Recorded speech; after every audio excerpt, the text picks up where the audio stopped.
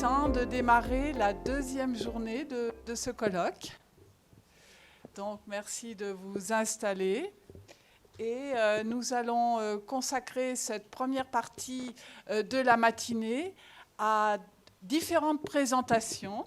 Elles s'inscrivent dans le thème 3, mais avant cela, je vais vous faire un rappel de ce que nous avons travaillé hier. Ce sont les thèmes 1 et 2. Voilà, le thème 1, rapidement, a été consacré au programme d'études et aux outils didactiques. Et on pouvait prendre en compte une prise en compte transversale de l'EDD dans le curriculum pour des changements de pratique. Si nous mettons en avant les repères dégagés des présentations et des discussions en lien avec ce thème 1, nous constatons une avancée de l'intégration de l'EDD dans les curriculums, avec notamment, la liste n'est pas exhaustive, la prise d'importance des approches systémiques et holistiques. Cela s'est traduit dans des programmes d'enseignement, dans des outils didactiques, sur la question de l'évaluation et dans des dispositifs de formation. Nous avons aussi pu mettre en valeur l'articulation de ces approches avec les agendas internationaux, les différentes initiatives de l'ONU, etc. Le renforcement de l'interdisciplinarité de manière opératoire, la prise en compte de l'inclusion au regard des dimensions sociales, économiques et morales dans les problématiques de DD. Voilà pour le thème 1. Mais nous avons aussi étudié des projets d'établissement et des mobilisations pour l'environnement, plusieurs présentations dans ce thème qui a pour sous-titre « De la prise de conscience à l'action collective ». Là encore, des points forts, l'importance à accorder aux valeurs, le coût environnemental du recours au numérique. Ce sont autant de réflexions que nous pouvons poursuivre au-delà, bien sûr, de ce colloque. L'intérêt des projets co-construits, l'ancrage historique et géographique de certaines formes de projets. J'ai mis l'exemple des jardins scolaires, mais on pourrait aller voir vers d'autres exemples. Ce qui pouvait distinguer, en tout cas ce qui nous questionne sur éducation environnementale et EDD, des thèmes qui ont été aussi évoqués, travaillés, biodiversité, eau, alimentation, habitat, pollution. Vous voyez bien qu'avec cette énumération, qui n'est pas complète bien sûr, nous voyons que l'environnement n'est pas que l'environnement physique. Il y a bien sûr toutes les sociétés humaines. Et là, ça nous ramène aux conditions de bien-être des hommes et des animaux. Et puis, nous avons eu des présentations qui nous ont ouvert vers des outils, des modes aussi d'intervention, les jeux de rôle par exemple, et puis les kits aussi. Et ça me permet de faire une ouverture vers le thème d'aujourd'hui, le thème 3, où nous revisiterons des kits. Thème 3, donc, outils pour la formation des maîtres et pratiques enseignantes. Pourquoi, quand et comment mettre à l'échelle des outils et pratiques, des solutions individuelles pour une efficacité collective. Et là, dans ce thème-là, on déplace vraiment la problématique du côté des maîtres qui doivent prendre en charge actuellement de nouvelles formes de problèmes, de nouvelles formes de contenu d'enseignement et penser de nouvelles formes d'apprentissage en classe. Et justement, il s'agit de penser conjointement un curriculum prescrit dans les programmes, l'interdisciplinarité, les partenariats, mais aussi l'ouverture de l'école vers la société. Et là, ça nous interroge beaucoup sur les rôles de l'école, parce que, comment va-t-elle prendre ses rôles, ses missions dans ce nouveau cadre ? Donc voilà, nous allons voir en quoi l'EDD renouvelle les ressources mises à la disposition des enseignants, hein. Et justement aussi, nous allons aussi ouvrir vers la formation des enseignants, la construction de leur professionnalité. C'est tout. Finalement, nous revenons là avec ces questions à toutes les fonctions, à toutes les missions du programme Apprendre. Voilà. Alors j'ai l'honneur et le plaisir de vous accompagner et surtout d'accompagner aussi les participants à cette matinée. Nous allons avoir 5 interventions. Il y a un petit problème technique, donc le mieux pour ne pas perdre de temps, c'est que nous passions à l'intervention numéro 2. Il s'agit de l'intervention de Madame Mireille Essono-Ebang. Merci de venir présenter. Alors, pendant que vous vous déplacez, je vais dire que vous êtes la présidente de l'APSEG. L'APSEG, c'est l'association des professionnels en sciences de l'éducation au Gabon. Voilà. À vous. Et votre proposition s'intitule « Concours d'innovation pédagogique pour l'éducation au développement durable ». Bien, merci. Alors, bonjour encore. Je suis donc Mireille Essono-Ebang. Je suis didacticienne du français, je reviens du Gabon. Je suis aussi vice-présidente du réseau africain des chercheurs et enseignants-chercheurs en sciences et éducation, le RACES. Cette communication, c'est normalement une communication à 2 voix. Mon collègue Anis Jedidi de Tunisie, de l'Université de Fax en Tunisie, n'a pas pu se déplacer. Alors, nous avons inscrit notre projet dans l'axe thématique qui parlait de la valorisation des innovations pédagogiques dans le domaine de l'enseignement des sciences fondamentales et de l'éducation au changement. Alors, je vais vous présenter donc un projet que nous avons lancé d'abord à l'échelle nationale en 2019. Il s'agit du concours Mon innovation pédagogique en 120 secondes, donc, qui était pour nous au départ un projet pour la promotion d'une éducation de qualité. Donc, à l'origine aussi, il s'adressait exclusivement aux professeurs de français ou aux futurs enseignants de français. Et il était comme accompagné par la Fédération internationale des professeurs de français. Donc, ce travail que nous avons réalisé, Anis et moi, est un retour d'enquête sur les pratiques innovantes d'enseignants participants dans le domaine des sciences. Parce que depuis l'année dernière, en 2023, nous avons ouvert le concours à l'international et la première édition s'est déroulée à Yaoundé, au Cameroun. Il y a eu 4 pays participants, notamment l'Algérie, le Cameroun, la Tunisie et le Gabon.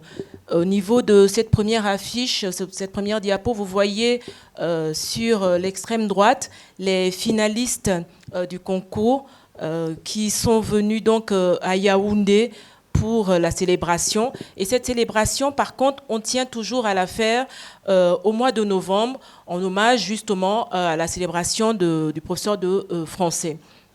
Donc l'objectif du projet par rapport au domaine des sciences, c'était donc d'analyser l'intégration des ODD dans l'enseignement des sciences en collaboration avec les acteurs clés pour un avenir meilleur.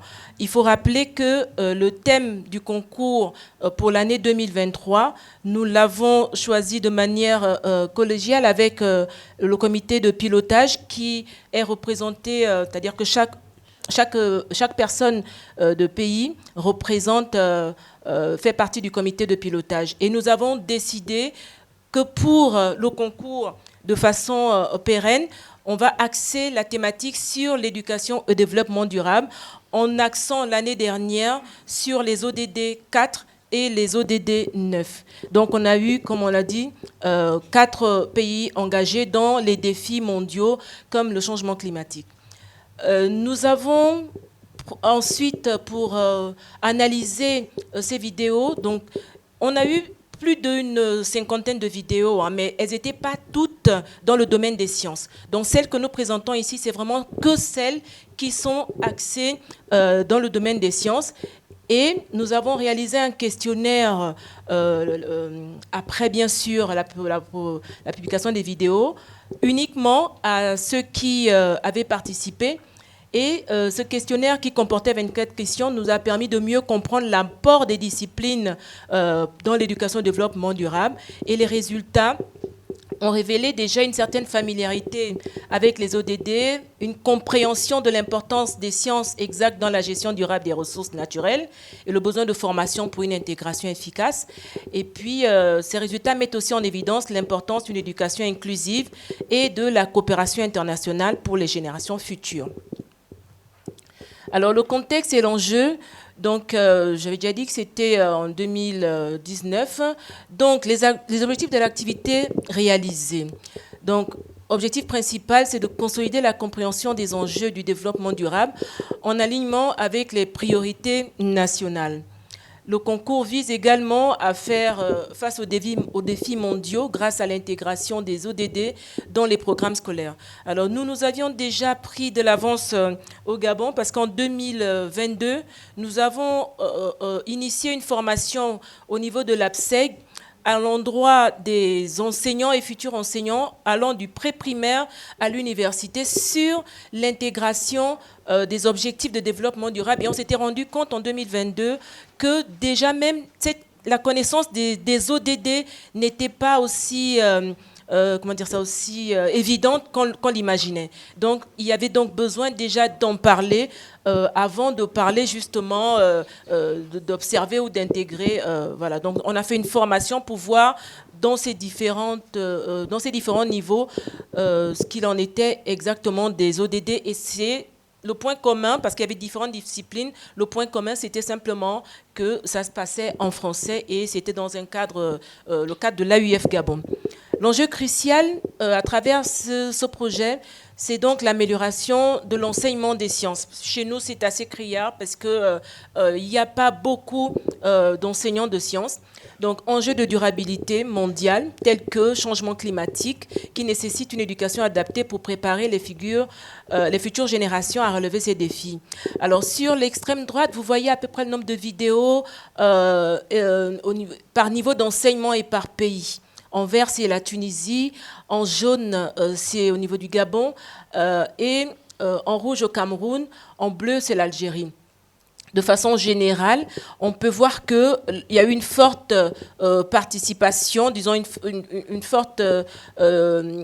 des vidéos un peu plus nombreuses du côté du collège et du secondaire. Il y a quelques vidéos au niveau de la maternelle. Et puis, il y a aussi beaucoup de vidéos au niveau de l'université. Alors, nous avons assis notre cadre théorique sur les politiques nationales. Politique nationale de développement durable. Et là, nous sommes allés consulter les orientations nationales pour l'Algérie. Donc, il y a un rapport national de l'éducation qui est sorti en 2022, qui permet ici de voir un peu la politique nationale de l'Algérie en matière de développement durable. Au niveau du Cameroun, il y a les orientations nationales pour le Cameroun depuis 2015. Donc, c'est dès la sortie, dès la publication des objectifs de développement durable des Nations Unies, le Cameroun s'est tout de suite inscrit dans cette éducation au développement durable. Ensuite, au niveau du Gabon, c'est en 2021, disons depuis 2020, que le programme d'action, d'accélération de la transformation, le PAT, a vu le jour et il y a des orientations nationales concrètes en matière d'éducation au développement durable.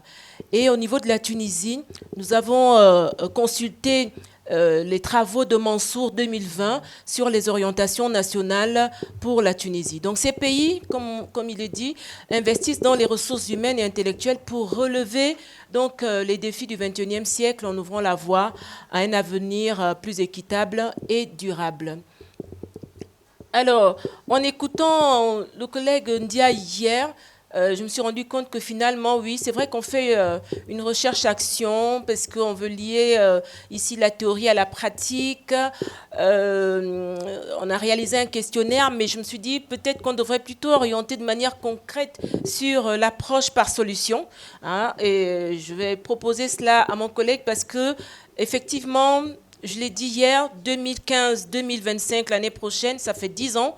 On en est encore à chercher à intégrer les ODD dans les pratiques. Ça veut dire qu'il y a quelque chose qui ne va pas. Pourtant, on propose à chaque fois des solutions. Donc, si peut-être on se mettait directement au niveau de l'approche par solution, peut-être que ce serait un peu plus effectif pour atteindre les objectifs, la vision de l'UNESCO pour 2030 du développement durable. Alors donc, mais sinon, nous avons fait un questionnaire, 25 questions, et puis on n'a pas eu les 74 réponses qu'on attendait, puisqu'on a quand même eu près de 74 vidéos. Mais on a eu 37 réponses, parce que le questionnaire, il est intervenu bien après, c'est-à-dire au moment où l'AUF lance l'appel, et qu'on décide de participer, on se dit, bon, ok, on va donc sélectionner les vidéos qui concernent l'enseignement des sciences et on va adresser un questionnaire à tous ceux qui ont participé à l'édition 2023. Et il y a eu 37 réponses assez intéressantes. Et on voit ici, contrairement à ce qu'on croyait, parce que quand on me demandait il y a quelques années, on me disait oui, mais il faut élargir le concours à d'autres disciplines, il ne faut pas laisser qu'au niveau du français. J'ai dit ok, donc on a ouvert. Et puis finalement, c'était pas tant que comment dire, je n'ai pas vu un déferlement de vidéos dans le domaine des sciences. C'était beaucoup. Donc nous avons ici un enseignant en informatique, un enseignant en physique, un enseignant en géologie, un enseignant en mathématiques. Ça, c'est vraiment, on peut dire, un tout petit peu les sciences peut-être pures. Sinon, après, on a eu... mais dans le classement, à la tête, c'est le français. Comme vous le voyez, la longue barre qui arrive jusqu'au bout, c'est le français.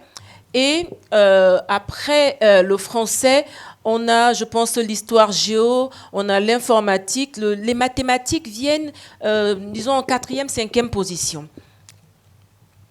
Alors, voici les résultats. Donc, on a quelques résultats après avoir observé et analysé les vidéos.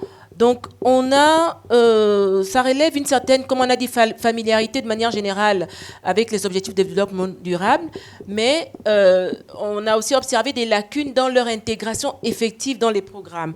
C'est-à-dire que même si ils ont entendu parler des ODD, ils se sont essayés dans la production de vidéos, ils reconnaissent que malheureusement, dans les programmes, dans les curricula, il n'y a pas vraiment comme un module enseignement, disons éducation et développement durable, ou bien quelque chose qui va là dans ce sens. Mais c'est vrai qu'on a parlé de transdisciplinarité hier.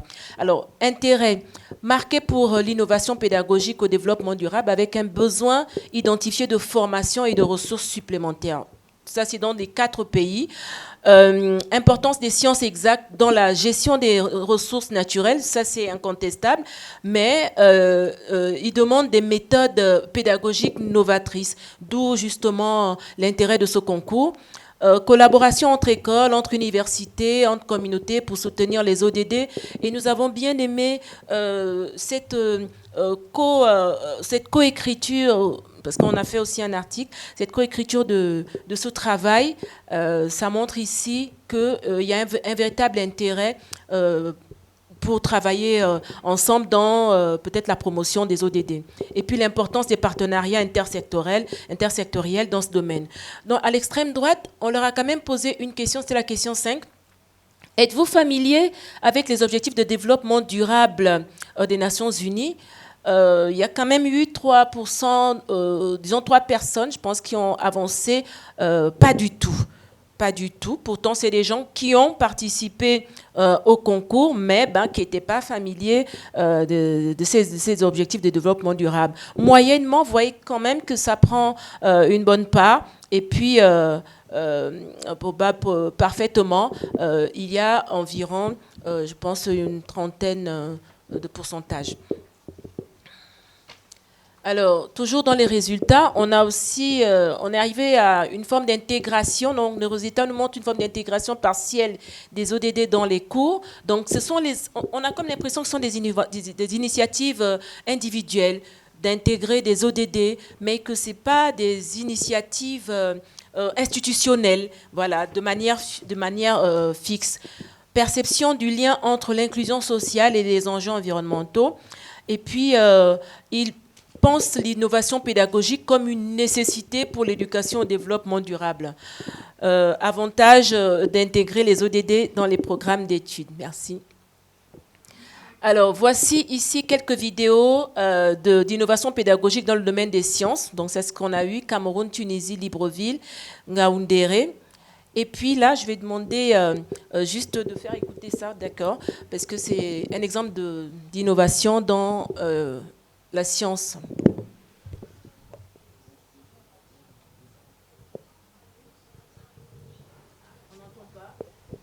Bon, ben, si on n'entend pas grand-chose, c'est pas bien grave.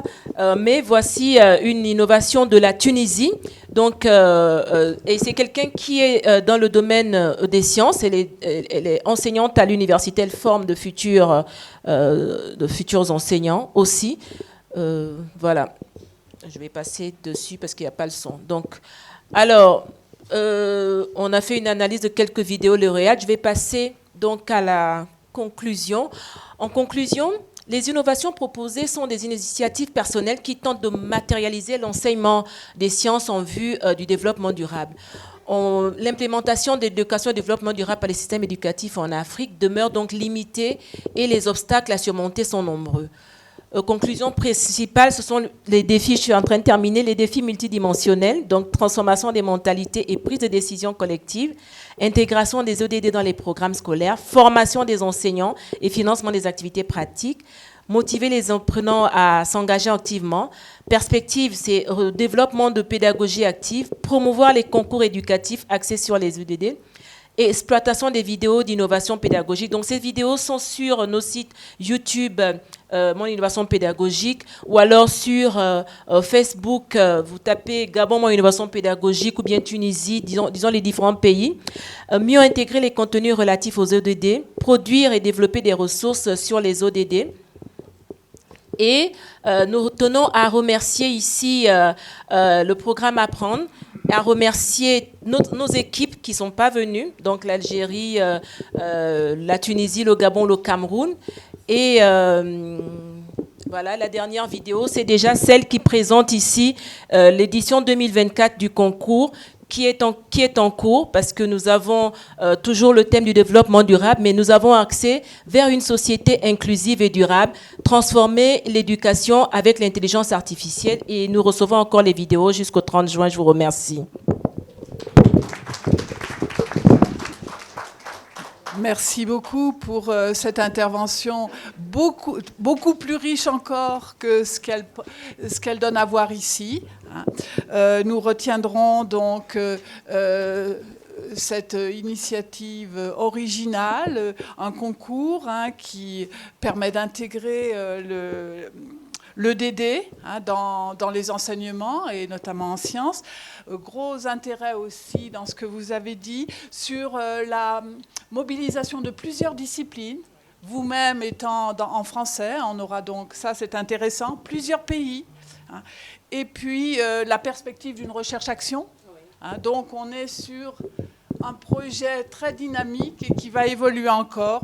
Et on peut souligner aussi, avec les apports de votre travail, la demande de formation des enseignants, leur demande aussi d'idées pour des pratiques pédagogiques innovantes.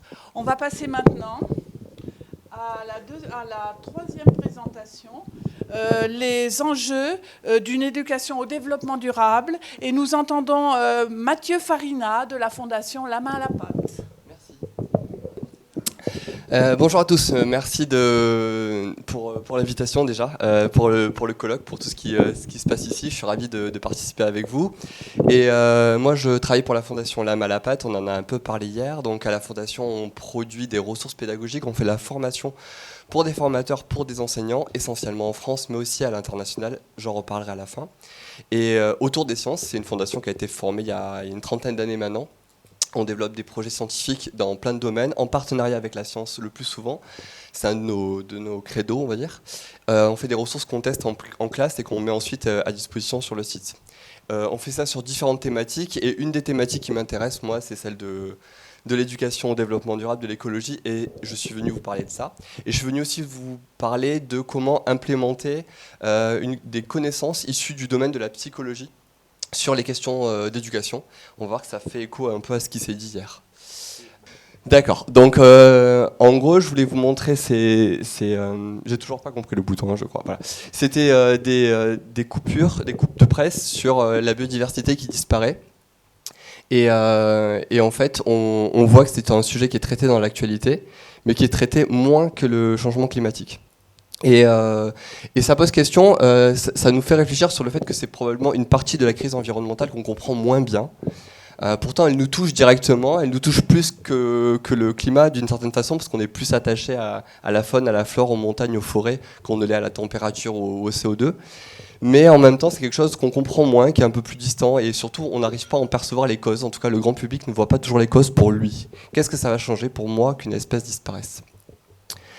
Et c'était ma slide suivante. J'ai mis cette photo, je l'ai intitulée « La biodiversité » de manière un peu provocante. Et si j'avais le temps, je vous ferais réfléchir sur qu'est-ce que cette photo montre de biodiversité.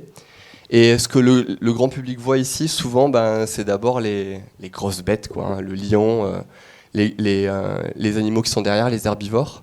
Et ce qu'il ne va pas avoir à côté, c'est tout ce qui est petites bêtes, par exemple, bon, j'arrive vraiment pas avec ce truc, hein, les grosses termitières qu'on voit à côté. Ça, c'est typiquement une caractéristique de notre cerveau. On va regarder ce qui est gros, ce qui se voit beaucoup, hein, le grand lion par rapport à la petite termite. Et pourtant, la termitière, elle change complètement l'écosystème, elle le façonne. Le recyclage de la matière organique vient des termites, la production de la biomasse végétale vient de là. Donc ça montre que la porte d'entrée, déjà, elle est biaisée. En fait, la manière dont on voit la nature, c'est pas quelque chose qui est purement scientifique. Même quand on essaie d'être scientifique, il y a une manière de l'appréhender qui dépend de notre nature humaine. L'autre chose, c'est que cette espèce-là, le lion, il y a des endroits où elle est chassée. Quand on voit des photos comme ça sur les réseaux sociaux d'un lion qui est chassé, ça heurte parfois les gens. Et pourtant, cette chasse, elle apporte de l'argent localement, ce qui permet la conservation de la faune sur place. Donc là, on voit qu'il y a un conflit éthique entre est-ce que je sauvegarde des individus, est-ce que je sauvegarde un milieu, une espèce. Ce qu'on voit en fait, c'est que les problématiques environnementales, elles sont complexes, on l'a dit hier, elles ont des contours flous, elles admettent plusieurs solutions et elles questionnent surtout nos valeurs d'humains. Et donc là où on voudrait y voir que de la science, en fait, il y a beaucoup de dimensions humaines, de manière dont on regarde le vivant, et ça va largement influencer la façon de résoudre ces problématiques. Et ça, forcément, ça va rejaillir sur la classe. Comment l'enseignant doit travailler sur ces problématiques qui sont beaucoup plus complexes à résoudre qu'un problème de géométrie. Comment il apprend aux élèves à s'emparer de ces questions-là et à devenir un citoyen éclairé. Allez, hop. Et donc du coup j'en viens à quels sont les outils, les ingrédients que je placerai comme importants dans une éducation au développement durable et à l'écologie. Ce qu'on vise au final, c'est permettre aux élèves d'agir, j'ai mis efficacement, parce que si on agit, c'est bien, mais si on agit de manière à ce que ça mène à des solutions concrètes et opérationnelles, c'est mieux. Et pour agir efficacement, il faut savoir s'informer correctement, il faut aller éclairer les solutions qu'on va mettre en place par de la connaissance scientifique. Donc il va falloir être capable de distinguer ce qui relève de la connaissance de ce qui relève des opinions. Donc finalement, dans une éducation au développement durable, on va avoir besoin aussi de convoquer une éducation à l'esprit critique et une éducation à la capacité à s'informer. Et en amont de ça, s'informer, c'est très coûteux. Donc si j'ai envie de motiver les gens à s'informer, c'est que je les ai convaincus en amont que les enjeux étaient importants. Importants pour eux, importants pour la société et importants pour l'environnement. Donc comment j'arrive à intégrer ces trois objectifs pédagogiques ? Je vais vous montrer ça. Voilà. Premier point, comprendre les enjeux. Alors en Europe en tout cas, on parle beaucoup de déconnexion, d'extinction d'expérience. On montre que de génération en génération, les enfants sont moins exposés à la nature que les générations précédentes. Ils vont moins monter aux arbres, regarder les oiseaux, cueillir des fleurs. Et donc on a envie littéralement de reconnecter les enfants à la nature, c'est-à-dire de les ramener à observer les choses autour d'eux. On a dit c'est compliqué dans un milieu urbanisé, il faut au moins trouver un arbre, un carré de pelouse sur lequel on peut s'appuyer. Et on sait que c'est pas forcément facile. Hier, l'exemple qui nous a été montré des jardins pédagogiques illustre particulièrement bien cette idée de mettre la nature aux portes de l'établissement scolaire pour permettre aux enfants d'avoir un regard qui revient régulièrement se poser sur le vivant. Mais cette connexion, même si là, elle va être puissante parce qu'elle va s'emparer du levier émotionnel, elle n'est pas suffisante. Ce qu'on veut, c'est connecter aussi, en même temps, et pas à côté, cognitivement les élèves à la nature. Donc, cette connexion cognitive, elle passe par le fait de comprendre ce que la nature nous apporte. La nature, elle rend ce qu'on appelle les services écosystémiques dans une vision anthropocentrée mais assumée. Elle donne des approvisionnements en eau, en matière, en énergie. Donc ça nous donne envie d'apprendre à l'élève à se questionner d'où vient l'eau qui sort de mon robinet, que je bois, d'où vient les fibres des textiles, des vêtements que j'utilise, le bois des meubles que je vois autour de moi. Donc ça ramener l'enfant au centre de l'écosystème dans lequel il est. La nature, elle apporte une régulation, un maintien des fonctions écologiques. On a parlé de la production de CO2, le stockage du carbone par les arbres. Donc l'arbre que je vais voir tous les jours, celui qui est dans le potager, il sert à me nourrir, et il sert aussi à stocker du carbone, et le carbone, c'est un gaz à effet de serre, et c'est important de le changement climatique. Et enfin, il y a un apport culturel, que ce soit dans l'imaginaire, le bien-être. Pour toutes les civilisations, on a cette référence à la faune, à la flore, notamment les animaux sauvages, les grands prédateurs, par exemple, sont utilisés dans de très nombreuses cultures comme des symboles de force du monde sauvage. Et tout ça, ça a sa place dans le cours de sciences, dans le cours d'éducation. Évidemment, ce qu'il va falloir, c'est que j'apprenne à distinguer à l'élève ce qui relève de la connaissance de ce qui relève des opinions. Si je parle de cette interdisciplinarité, je suis bien obligé de respécifier quelle est l'importance et la part de l'enseignement scientifique dans cette éducation. Donc ça, c'est le deuxième point. Les cours d'éducation doivent contenir une éducation à la méthode scientifique. Donc quand on va dans la nature, on l'observe, on la regarde, mais le scientifique, lui, va le faire d'une manière différente. Il va apprendre par exemple à convoquer un vocabulaire spécifique et précis pour arriver à distinguer des espèces par exemple qui sont proches les unes des autres. Ce que l'œil va considérer comme étant des arbres, et bien le scientifique lui va faire des catégories très précises parce qu'il va porter un regard particulier sur le monde vivant. Il va utiliser des protocoles d'observation, il va réaliser des mesures. Quand il aura des intuitions, il saura que ce ne sont que des intuitions. Il va vouloir les tester, les confronter à la réalité. Donc on va amener les élèves à faire ça.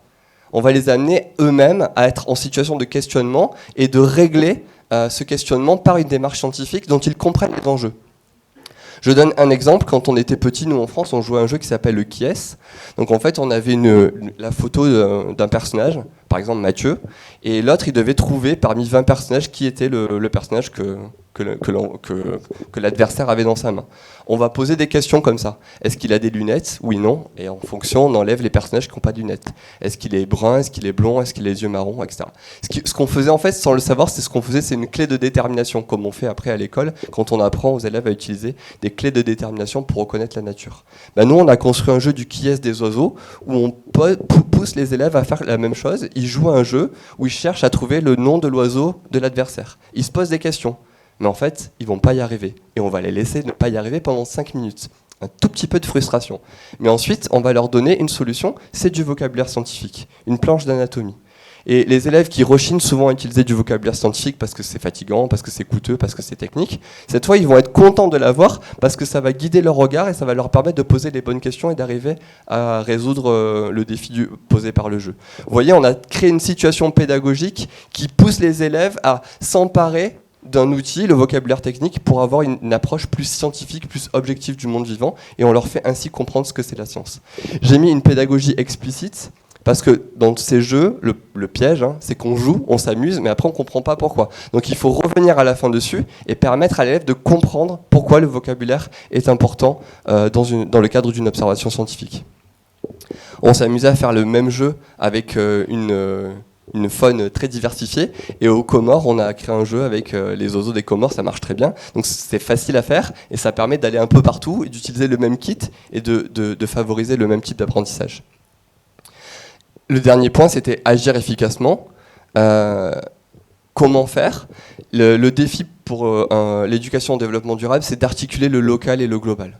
Au local, on va sortir, on va se connecter à la nature, on va avoir un lien émotionnel. C'est là aussi où on va pouvoir agir. Mais entre-temps, les problématiques, on ne va pas les comprendre à l'échelle locale, on va les comprendre à l'échelle globale.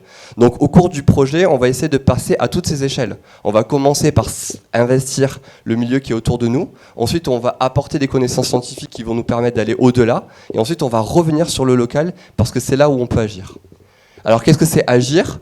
Dans le cadre de notre projet sur les oiseaux, ça peut être changer l'environnement, rajouter des mangeoires, des abreuvoirs. Mais c'est aussi donner aux élèves la possibilité de changer les consciences autour d'eux. L'éducation, le projet les a informés, les a éduqués, leur a montré la nature autour d'eux. On va les faire ambassadeurs de la nature, on va leur mettre un petit label protecteur de la nature, et c'est eux qui vont aller voir les autres élèves ou leurs parents pour leur parler de ce qu'ils ont fait, pour leur dire ce qu'ils ont appris. Et ça, on va leur dire avec ça, tu participes toi aussi à protéger la nature à ta façon, à ton échelle. C'est pas coûteux à mettre en place, et en plus pédagogiquement c'est intéressant parce que ça pousse les élèves à se rappeler de tout ce qu'ils ont fait, à remettre un cadre pédagogique sur tout ce qu'ils ont fait, et derrière d'avoir la fierté de pouvoir le présenter, notamment à leurs parents, ce qui permet, ça a été dit par un des collègues hier, d'utiliser les enfants comme porte d'entrée pour aller vers la société civile et impacter le plus grand nombre. L'objectif, c'est aussi de lutter contre l'éco-anxiété. On leur dit que la nature s'effondre autour d'eux. Ça peut être plutôt désagréable comme information. Et tout de suite après, on va les mettre en situation d'agir pour pouvoir lutter contre ce phénomène-là. C'est aussi connecter la prise de conscience et l'action, c'est ce que je viens de dire, et développer des compétences de collaboration et d'action éclairée. Tu veux agir pour l'environnement, ok, mais fais-le bien. Fais-le bien en t'appuyant sur la science, sur les connaissances que tu as découvertes en amont. L'enseignant dans tout ça, on a dit que c'était lui le levier principal, et ça va être difficile de lui dire quoi faire, mais on peut lui dire quoi ne pas faire. On va lui donner des repères à éviter pour aller dans une éducation qui serait contre-productive. Le triangle que je t'ai représenté, en gros, c'est 3 écueils à éviter. Évidemment, personne ne va sur un des 3 écueils, mais ça donne des points de repère sur là où il ne faut pas aller. En haut, c'est ce qu'on appelle le positivisme. Ce serait une attitude, on l'a décrit hier avec les collègues canadiens, qui diraient, mais je peux les comprendre, moi, je suis prof de science et je ne fais que la science. Je ne m'intéresse qu'aux faits, je transmets des faits à mes élèves et je ne les laisse pas s'emparer du reste. Et ça pose problème parce qu'on a vu, les problématiques écologiques sont centrées sur des problématiques humaines. A l'inverse, on pourrait avoir, j'ai compris que je dois faire vite, on pourrait avoir une attitude qui serait basée que sur des opinions, et là on glisserait vers le relativisme ou le conformisme. Comment on évite ces pièges ? Éviter le piège du relativisme, c'est ce que j'ai dit, c'est utiliser une éducation explicite de la méthode scientifique. Si on met de la science, on va forcément éviter cet écueil-là. C'est aussi accueillir les scientifiques dans la classe quand on peut, notamment sous la forme de vidéos. Et éviter le piège du positivisme, c'est utiliser une éducation interdisciplinaire où la science n'est pas seule. Et c'est aussi engager les élèves, parce que si on a besoin de science pour agir, on ne peut pas utiliser que la science pour agir. Je fais juste 2 slides pour finir, donc 2 minutes. L'apport de la psychologie dans tout ça, changer les comportements, c'est très complexe. L'action, elle vient qu'à la fin d'un long processus. J'ai fait un petit modèle rapide là, mais l'action, elle vient de la décision. Et la décision, elle est influencée par plein de facteurs. Les attitudes, est-ce que je veux agir ? Les normes sociales, est-ce que les gens autour de moi agissent ou est-ce que je suis seul ? Sinon, j'y vais pas. Et l'auto-efficacité, si je me lance, est-ce que je peux le faire ? Est-ce que je vais y arriver ? Si vous voulez que vos élèves se mettent à recycler, il faut qu'ils soient convaincus que les autres le font, il faut qu'ils soient convaincus que ça va servir, et il faut qu'ils soient convaincus qu'ils vont y arriver, qu'ils vont trouver la solution. Et pour tout ça, pour modifier les attitudes, il faut forger des connaissances, l'esprit critique et leur donner des valeurs. Vous voyez que les connaissances, c'est qu'un tout petit aspect de ce grand schéma-là, et qu'on a beaucoup de points sur lesquels jouer si on veut agir. Et pour les enseignants, c'est la même chose. Si on a dit hier, il y a plein de freins au fait que les enseignants se mettent à faire de l'EDD. Il leur suffit pas que des connaissances pour faire de l'EDD. Il faut qu'ils comprennent que c'est utile pour la planète, pour la société, qu'ils vont y arriver et que les collègues vont le faire avec eux. C'est autant de leviers sur lesquels que vous devez activer si vous voulez réussir ce défi. Et je termine rapidement avec ces 2 points de vigilance. En pédagogie, le défi, donc ça va être d'amener les élèves sur des projets très concrets. On a vu hier de très beaux exemples. Mais l'important, ça va être de sortir de ces projets. Donc j'ai mis les deux mots qui me semblent clés dans des projets pédagogiques, expliciter et transférer. Amenez vos élèves à comprendre ce qu'ils ont fait. Prenez le temps à la fin de chaque projet pour leur dire « Aujourd'hui, tu as appris à faire. Tu as appris ces connaissances. Elles ne sont pas propres aux oiseaux, elles sont propres à tous ces sujets-là. Tu as appris à observer, tu as appris à distinguer l'opinion du savoir, tu as appris à reconnaître l'importance de la méthode scientifique. » Ça, c'est ce que j'appelle les littératie scientifique. Et je sais que je dois m'arrêter, alors je vais prendre que 10 secondes. On a des projets à l'international, vous pouvez trouver nos brochures, et si vous voulez, je suis prêt à discuter avec vous.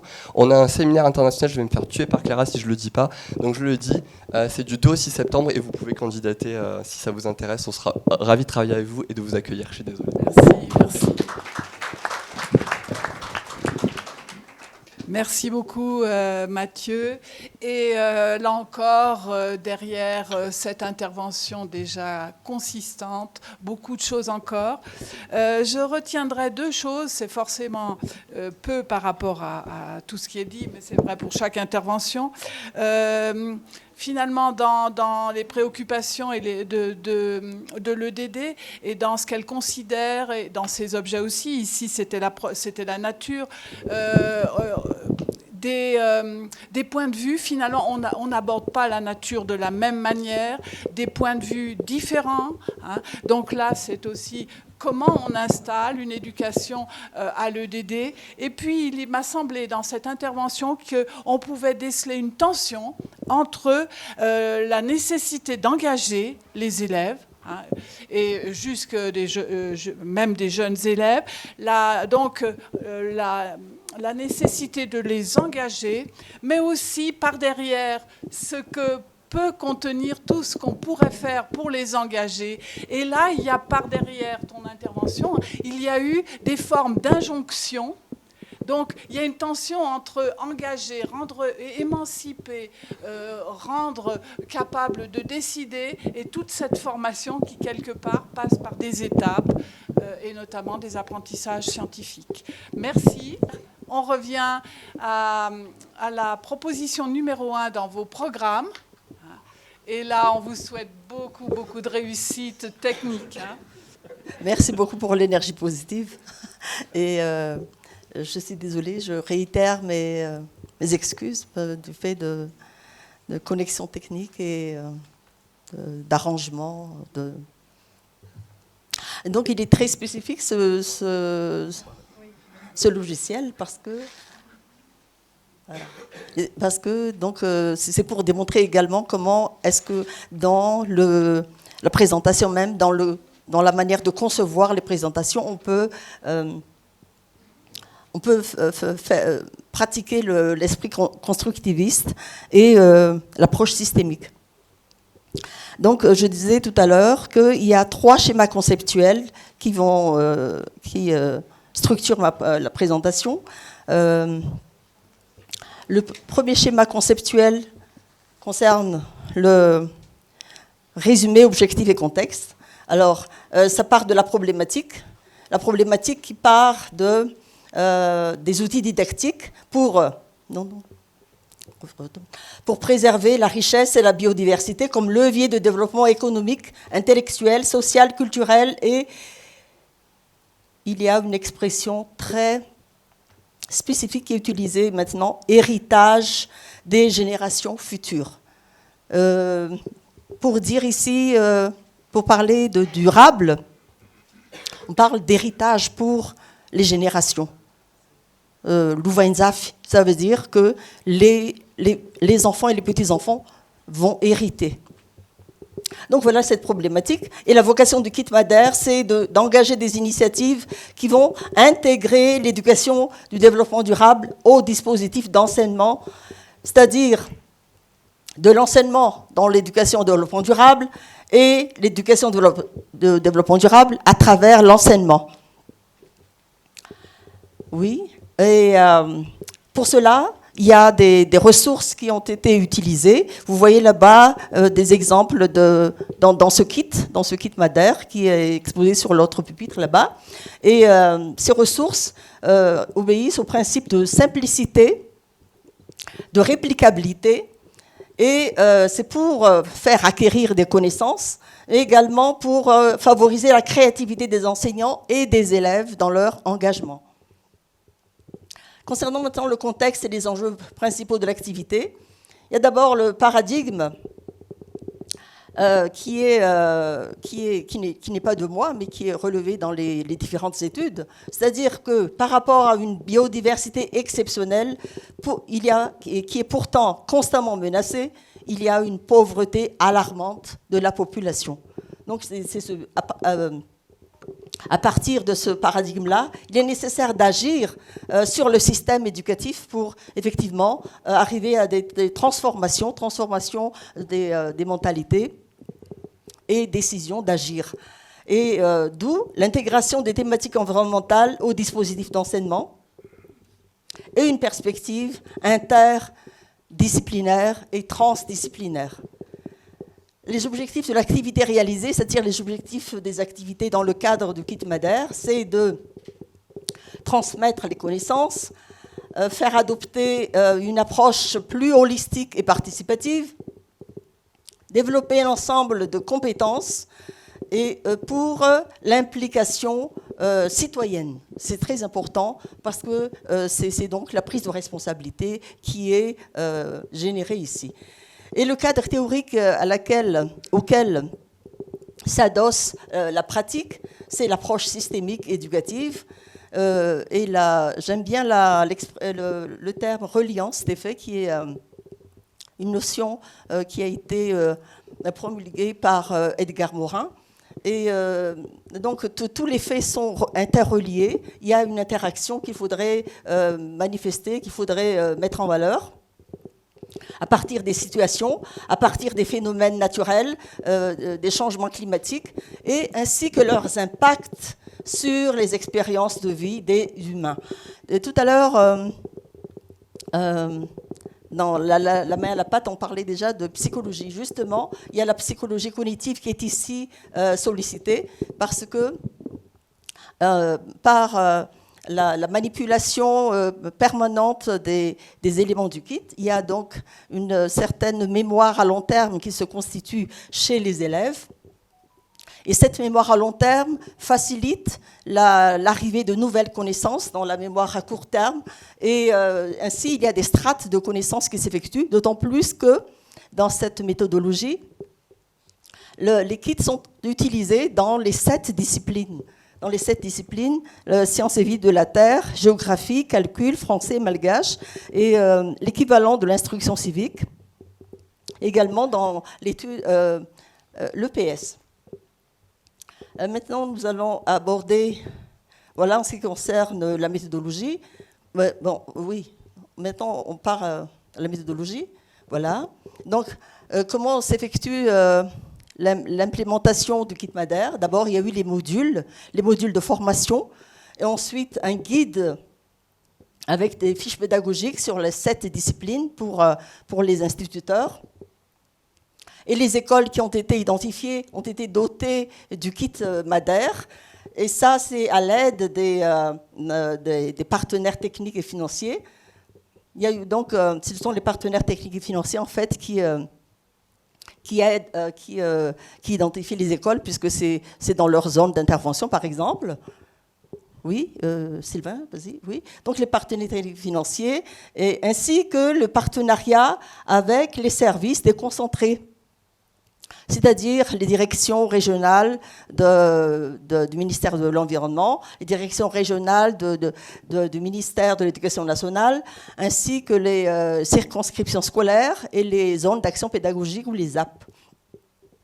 Et avec donc ces partenaires administratifs, on organise la formation des prestataires multiplicateurs, on organise la formation des formateurs qui vont former les instituteurs, et lorsque les instituteurs sont formés, ils vont utiliser cela dans les écoles, et les services continuent leur accompagnement, l'accompagnement des instituteurs, afin que effectivement, on puisse s'assurer que l'intégration dans les différentes disciplines soit effectuée.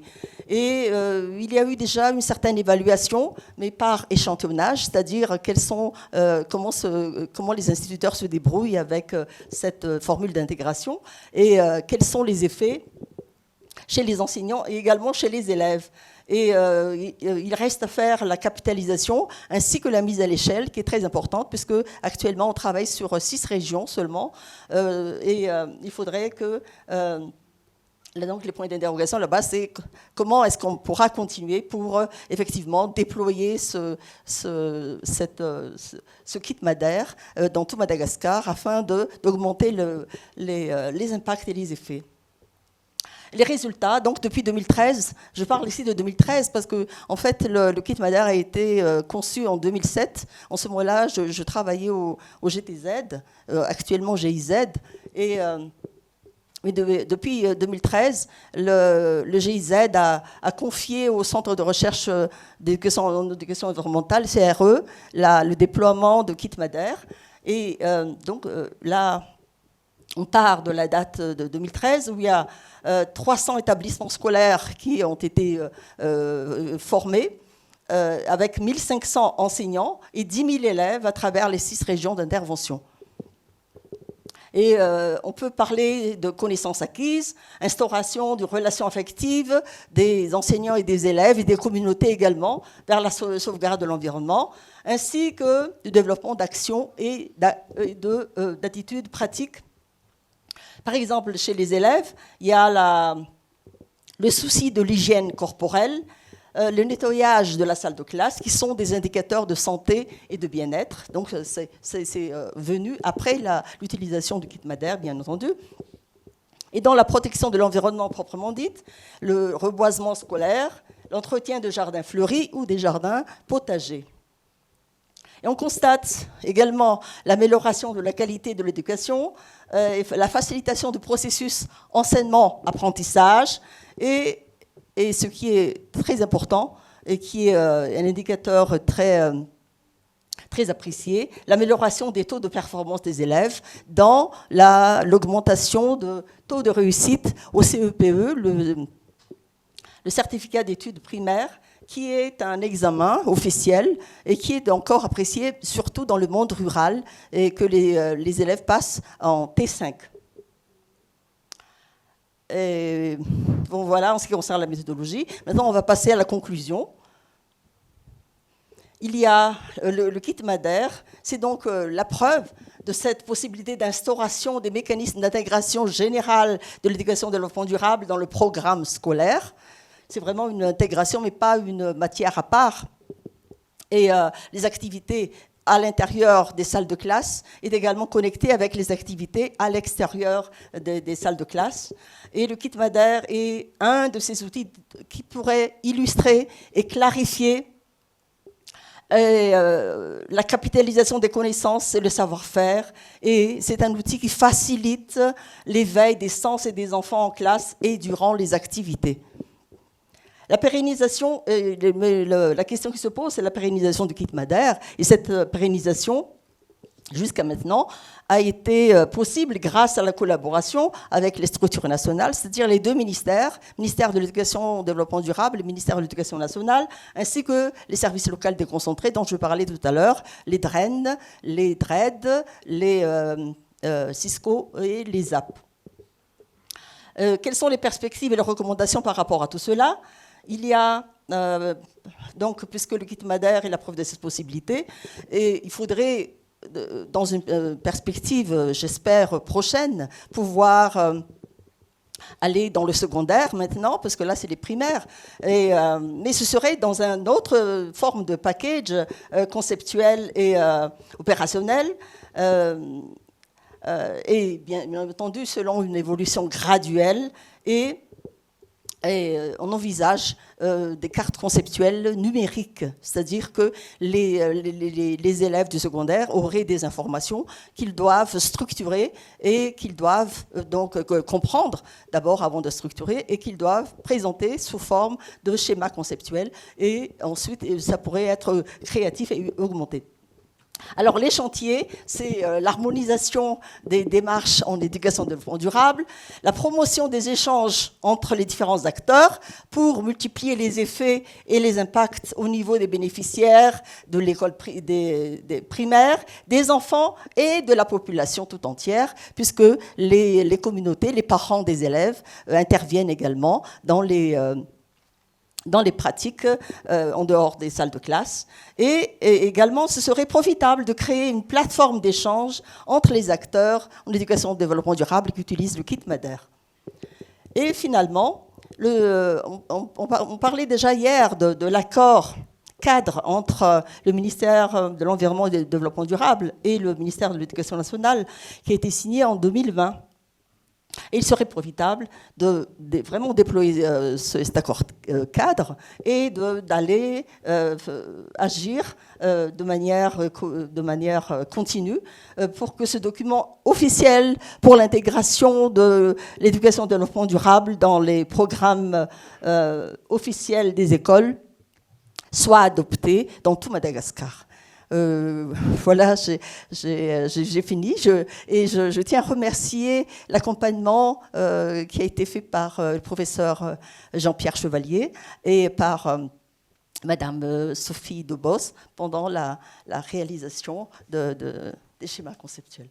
Merci beaucoup pour votre attention. Merci Madame.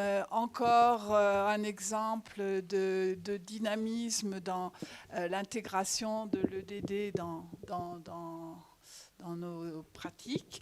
Je retiens ici que nous avons là, enfin, ce qui est vraiment intéressant dans cette présentation, c'est finalement comment un outil fait sens auprès de tous les acteurs du système éducatif et on l'espère bien jusqu'aux décideurs, hein, avec tout ce que vous nous avez présenté. On voit aussi les conditions pour que ça marche, pour que cet outil justement fasse sens et soit intégré. Vous avez parlé de principe, de simplicité. Important, ça, on peut se demander aussi ce qu'il y a dans la simplicité, mais c'est vraiment très important. On peut aussi souligner, je dirais, la confiance qui est faite aux enseignants, même s'ils demandent des formations. À un moment donné de votre intervention, vous avez souligné leur créativité. Hein, et ça, c'est intéressant. On joue avec eux, enfin, on travaille avec eux, mais eux aussi apportent. Voilà. Merci beaucoup. Alors, on va passer maintenant à la présentation suivante. Et là, nous allons demander à Monsieur Bourani de venir faire sa présentation. Vous vous présenterez. Hein, c'est vous êtes coordonnateur du programme Bundo La Malaisie des Comores. Hein, votre présentation. Je m'appelle Bourani Nourdine, donc je suis comorien, malgache, puisque je suis à moitié malgache, hein, même si je ne connais rien en malgache, je ne parle pas du tout. Et je suis coordonnateur donc, du programme Bundo La Malaisie. Donc je vais essayer de présenter en deux parties. D'abord le programme Bundo La Malaisie en tant que tel, avant de rentrer dans le vif du sujet, le développement de l'enseignement des sciences au secondaire par la démarche d'investigation, le cas des Comores. Donc l'Agence française de développement a, dans un premier temps, financé un projet qui s'appelle Performance et gouvernance de l'éducation aux Comores. Ensuite, dans le cadre du plan de développement France-Comores, le PDFC, nous avons aussi eu deux autres projets, le projet d'amélioration de l'environnement scolaire, PAES, et le projet de promotion de l'éducation physique et sportive. Donc ces trois projets réunis ensemble constitue le programme Bundo La Malaisie qui veut tout simplement dire construction de l'éducation. Construction de l'éducation parce que performance et gouvernance de l'éducation aux Comores sert à construire les têtes de ceux des acteurs de l'éducation. Promotion de l'éducation physique et sportive sert aussi à construire le corps des acteurs du système éducatif, les enfants, les enseignants, et amélioration de l'environnement scolaire veut tout simplement dire on va construire les écoles là où on va dispenser les cours, les formations, etc. Donc dans ce cadre-là, rien que pour le PS, il s'agit ici de réhabiliter globalement des infrastructures de 52 établissements, 4 lycées, 28 écoles primaires et 20 collèges dans les 3 îles Ngazidja, Grande Comore, Anjouan, Zouani et Mouéli ou Moali. Donc Mayotte n'est pas dedans et Marseille non plus. Ces interventions donc, concernent à la fois la réhabilitation de ce qui existe, mais la construction de locaux manquants, la mise à niveau de l'accès à l'eau, l'assainissement, la gestion des déchets, l'aménagement des espaces extérieurs de l'école.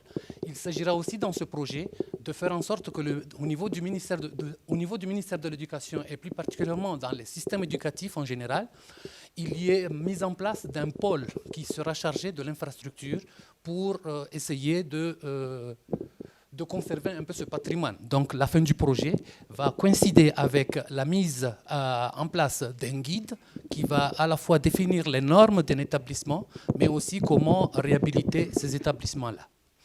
Dans le cadre du projet PEPS, promotion de l'éducation physique et sportive, il s'agit ici de faire en sorte qu'il y ait accès pérenne des enfants. Ici, il va y avoir la formation d'encadreur pédagogique. C'est une formation en cascade. Grâce à une expertise Play International, on va former 40 inspecteurs pédagogiques qui, eux, vont former environ 650 enseignants du primaire qui vont se charger de faire des activités physiques et sportives à nos enfants depuis le préscolaire jusqu'à l'élémentaire. Mais il y a aussi l'objectif spécifique numéro 2 de ce projet, c'est de faire en sorte que le sport scolaire soit pérenne. Donc on va intégrer les curricula qui sont développés dans le cadre de la formation des encadreurs, on va les intégrer à l'IFRE. L'IFRE, c'est l'Institut de formation des enseignants et de recyclage en éducation. C'est là où on forme les enseignants, les professeurs d'école. C'est là où on a l'intention de former aussi les professeurs des collèges, que l'on forme aussi les conseillers pédagogiques et les inspecteurs pédagogiques. Mais là aussi, on voudrait former les spécialistes, les chefs d'établissement. Donc, dans le cadre du projet PEGEC, on va faire tout ça. Mais pour le moment, ici, dans le cadre de PEPS, on veut intégrer les modules de formation d'EPS dans la formation des professeurs d'école, afin que chaque fois qu'un professeur sort avec les compétences d'enseigner dans l'élémentaire, mais il puisse aussi pratiquer, faire pratiquer, dispenser des cours d'APS, activités physiques et sportives, ou d'EPS en ce qui concerne les jeunes de CM. Bien entendu, ça, c'est dans le cadre donc, du PEPS. Maintenant, ce qui nous intéresse beaucoup plus, la performance et gouvernance de l'éducation aux Comores, c'est un projet qui a deux composantes. Une première composante qualité, amélioration de la performance des établissements, et une deuxième composante gestion, gouvernance et pilotage du secteur de l'éducation. Dans la première composante, le but est d'améliorer la performance des établissements. D'abord, on a choisi 33 établissements, mais apparemment, on va aller jusqu'à 48 établissements qui vont être intégrés comme cible.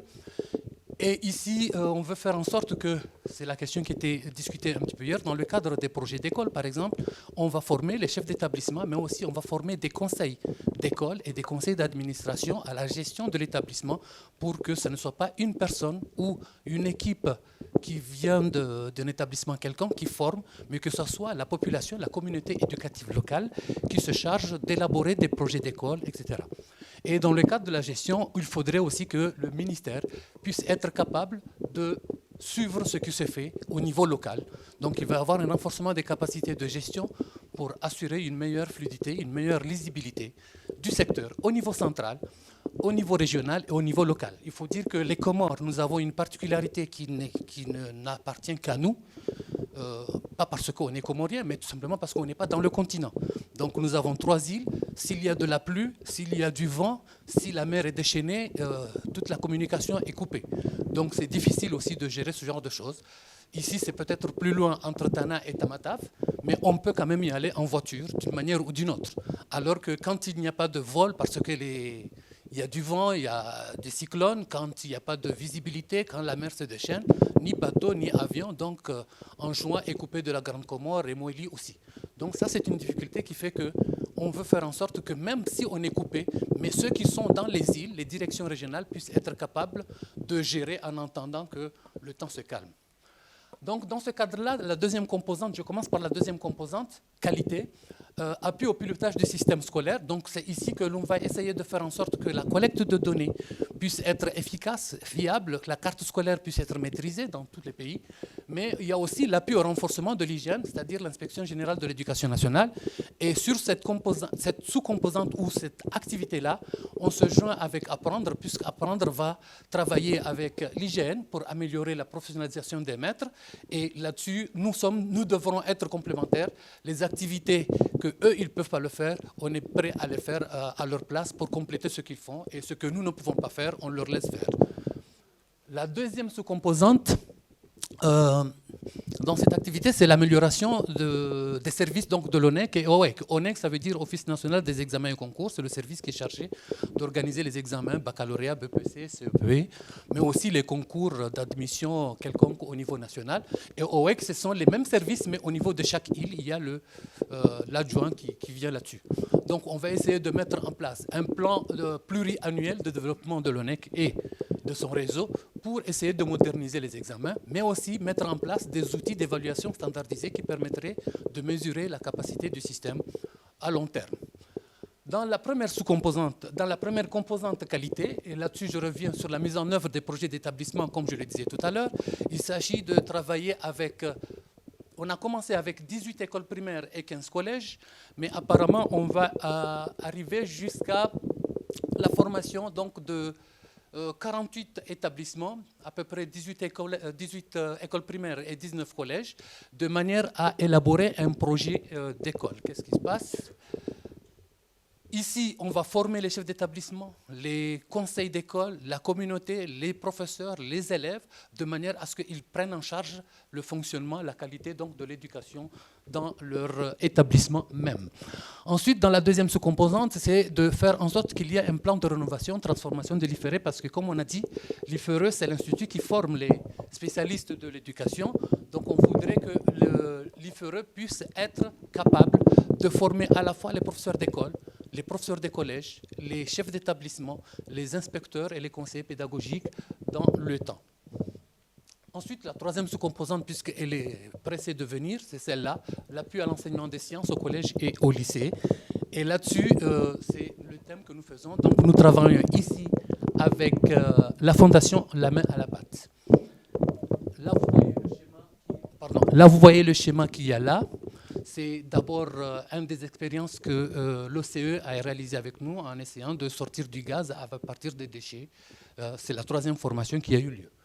Donc, dans cette composante-là, d'abord, il y a un partenariat qui a été mis en place entre le ministère de l'Éducation nationale à travers l'Inspection générale de l'Éducation nationale et la Fondation La Main à la Pâte, la MAP, depuis octobre 2021 et nous pensons aller jusqu'en décembre 2025.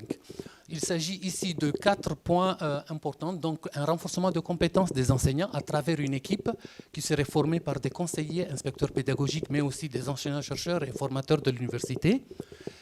Ensuite, un accompagnement pour l'acquisition de matériel, parce que quand on va construire les 4 lycées et les 20 collèges, il y a des lycées qui ont des laboratoires, mais il y a des lycées qui n'en ont pas. Donc, du coup, on va construire les laboratoires, réhabiliter les laboratoires, mais il faut les équiper. Donc, pour pouvoir équiper ces laboratoires, on s'appuie un petit peu sur l'expertise de la MAP pour identifier les ustensiles, les verreries et les produits qu'il faut pour que les expériences formées, enseignées par la MAP ou appuyées par la MAP puissent être réalisées dans ces écoles-là à la fin. Ensuite, il y a eu un accompagnement, il va y avoir un accompagnement, ou il y a eu déjà un accompagnement pour la révision et la relecture des programmes de physique, chimie et de SVT, mais uniquement au niveau collège, avec la production de ressources pour permettre donc ces outils-là de se faire. Enfin, il y a eu un appui à l'organisation d'un certain nombre d'activités, telles que les fêtes de sciences, conseiller à l'organisation des jardins pédagogiques, parce que là aussi, les écoles que nous allons construire, réhabiliter, on veut aménager des jardins pédagogiques pour que les herbes ou bien les plantes que l'on va mettre dans ces jardins-là puissent servir aussi pédagogiquement, que ce ne soit pas des plantes qu'on a mis pour que ça soit beau uniquement, mais que ça serve aussi à la science. Et aussi la production de films de sensibilisation sur l'enseignement des sciences. Donc voilà les 4 activités que nous avons vues. Je croyais que Mathieu allait développer un peu plus, mais vous l'avez compris, la démarche, la MAP. Donc c'est une démarche en 4 points. Dans un premier temps, c'est l'enseignement des sciences avec la schématisation de la diversité des démarches pédagogiques basées sur l'investigation. Donc un schéma linéaire, un schéma qui détaille les tâches de l'élève, mais aussi un schéma qui mélange les deux. Il y a aussi le renforcement des gestes professionnels à travers l'élaboration et la mise en œuvre d'un protocole sur 3 approches. Un protocole élaboré par l'enseignant, un protocole élaboré par des groupes d'élèves et un protocole élaboré par le groupe d'élèves avec leurs propositions en matériel à utiliser. Et en troisième approche, donc, c'est le cadre systémique pour les projets de formation. Et enfin, une manière aussi de nourrir l'enseignement des sciences dans la classe et l'établissement pour une identification des thématiques, des problématiques qui peuvent aider, etc. Donc, c'est un petit peu cette approche-là. Et grâce à cette approche, ça nous a permis, au moment de mettre en place notre partenariat, de savoir qu'avec la MAP, nous allons former des formateurs. C'est l'équipe de tout à l'heure. Nous allons aussi évaluer les formateurs. Une fois qu'ils sont formés, ils vont aller former les enseignants et on va les évaluer et évaluer aussi les élèves en même temps. Il y a un appui à la révision des programmes, la conception de ressources, le conseil sur l'élaboration des jardins pédagogiques et un conseil sur les films de sensibilisation sur l'enseignement des sciences. Je reviendrai sur ce point-là. Donc, il y a eu 3 sessions de formation. Et à chaque session de formation, les résultats, entre autres, que j'ai soulignés ici, dans un premier temps, la première session, chaque session, c'est 5 jours. Hein.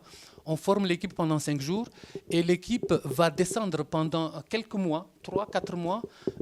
Ils prennent les journées pédagogiques pour dispenser les cours qu'ils ont appris pendant 5 jours aussi de formation, mais qui sont distancés par 2 semaines, 3 semaines entre les équipes qui forment les enseignants.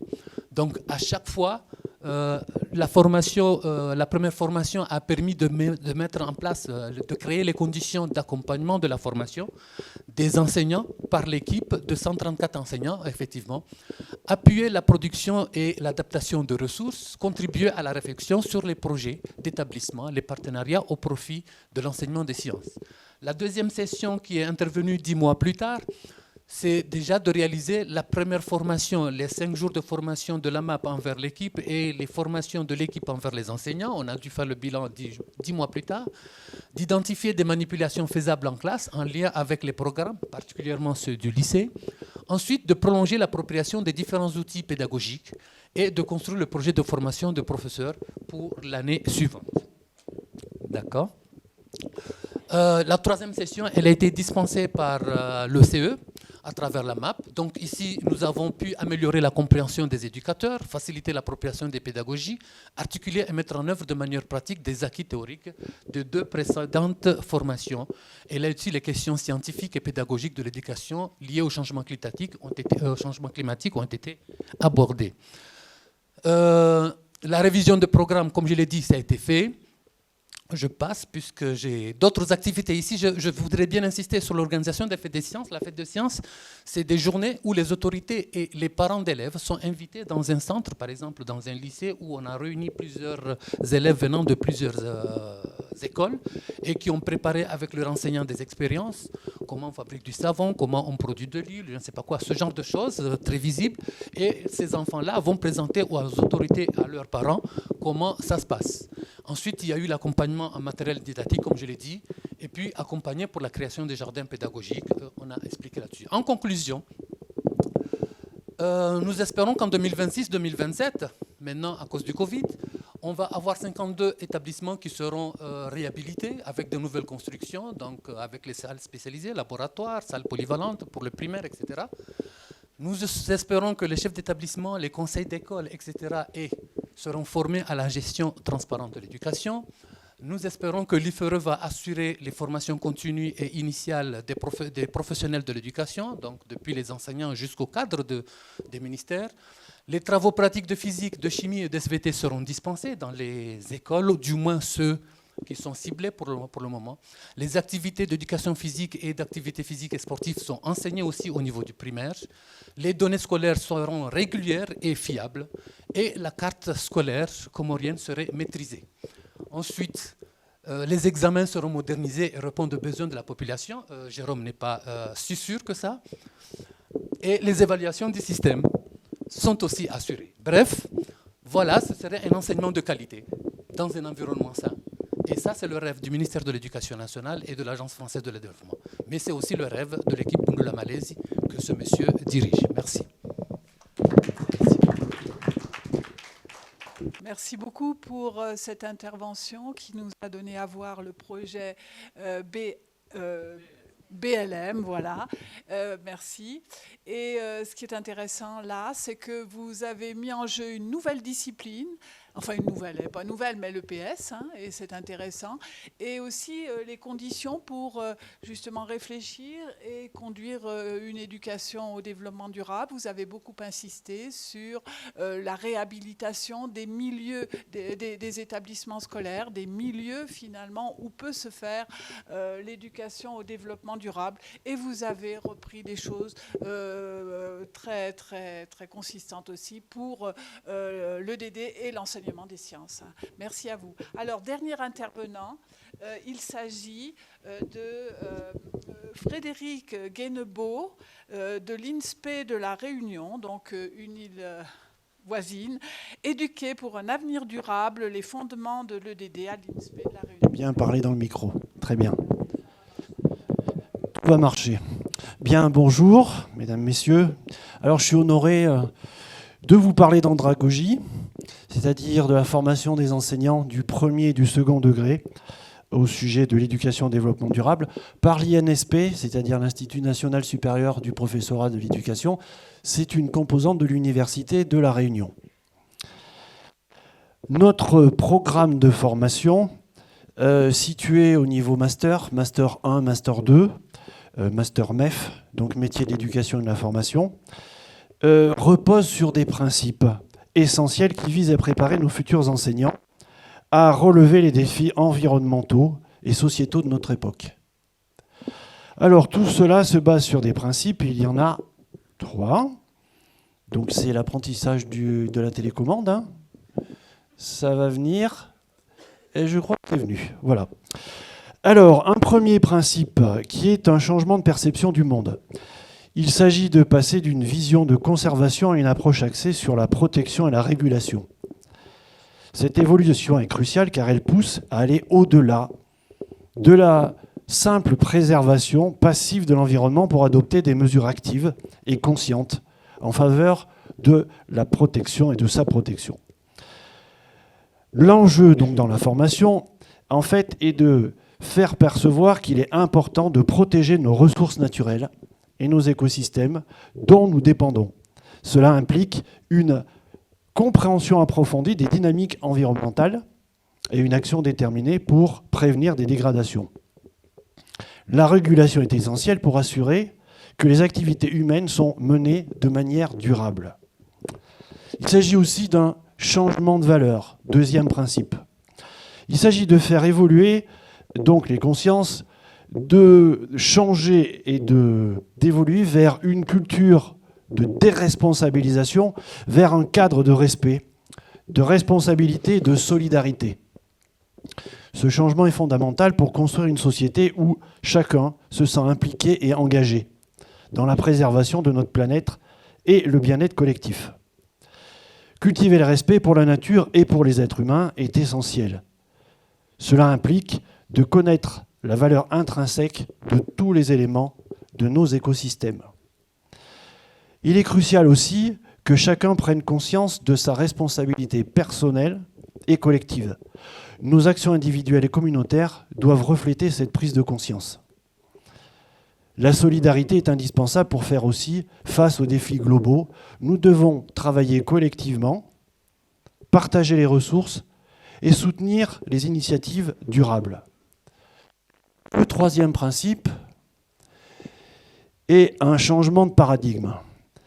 En fait, il faut adopter une pensée non binaire. C'est-à-dire, cette approche remet en question les catégories rigides, les oppositions simples, favorisant plutôt à une compréhension plus nuancée et complexe des problèmes environnementaux et sociétaux.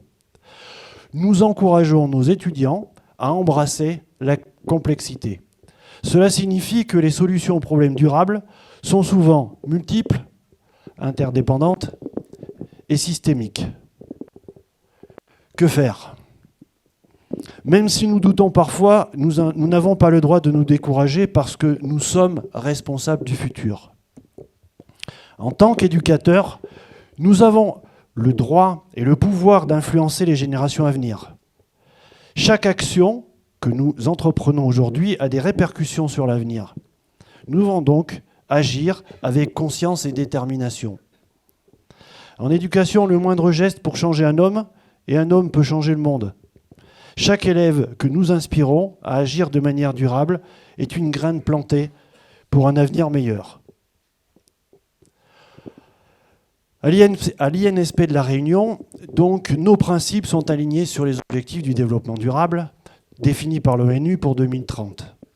Nous encourageons nos étudiants à adopter cette nouvelle perception. Enfin, nouvelle. Pas si nouvelle que ça, mais bon. Ils apprennent à analyser donc des enjeux environnementaux, à comprendre les interconnexions entre les systèmes naturels et humains et à élaborer des stratégies de gestion durable. Ces compétences sont complètement et directement liées aux ODD, alors notamment l'ODD 13, Action pour le climat, ODD 15, Vie terrestre. Nos programmes sont conçus pour inculquer ces valeurs à nos futurs enseignants, par le biais d'activités pédagogiques, de projets communautaires et de discussions en classe.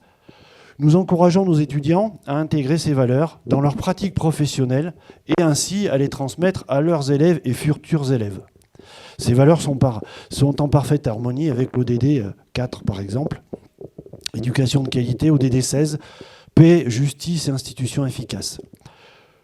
Nous les encourageons également à développer une pensée critique et voir au-delà des dichotomies simplistes. Ils apprennent à aborder les problèmes de manière holistique, en prenant en compte les multiples facettes et les interconnexions des enjeux du développement durable. Cette approche est cohérente avec l'ODD 17 notamment. Notre mission à l'INSP est de former donc de former des enseignants qui vont former à leur tour de futurs citoyens responsables, engagés et réfléchis. Pour cela, nos enseignants doivent mettre en œuvre des actions concrètes qui permettent de développer des compétences essentielles déclinées en 3 catégories. Des connaissances.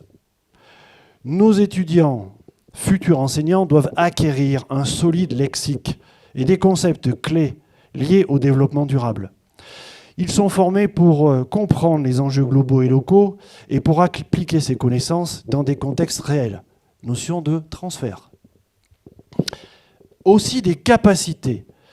Ils apprennent, notamment au travers d'une démarche d'investigation scientifique, développer des capacités qui sont d'être capable de s'informer, être capable de communiquer, être capable de réaliser et surtout être capable de raisonner.